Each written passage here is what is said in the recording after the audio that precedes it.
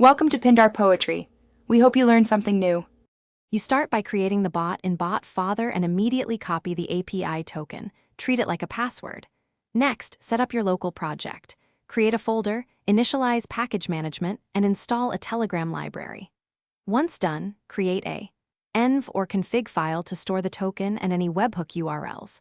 Make sure to use Python 3, 10 plus or Node 18 plus because modern libraries depend on newer language features. This gets you ready to write real bot logic. Now you implement the core logic: message handlers, command parsing, and state management. Use clear functions for /start, /help, and any callbacks so you can test unit-wise. Next, decide polling versus webhook. Polling is quick for development, but webhooks with HTTPS and a valid certificate are required in production for efficiency. Once done, containerize with Docker or deploy to a cloud service, and set environment variables for the token and database. Wrap up by thoroughly testing.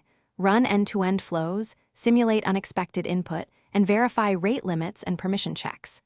Make sure to validate inputs server-side and never expose the token.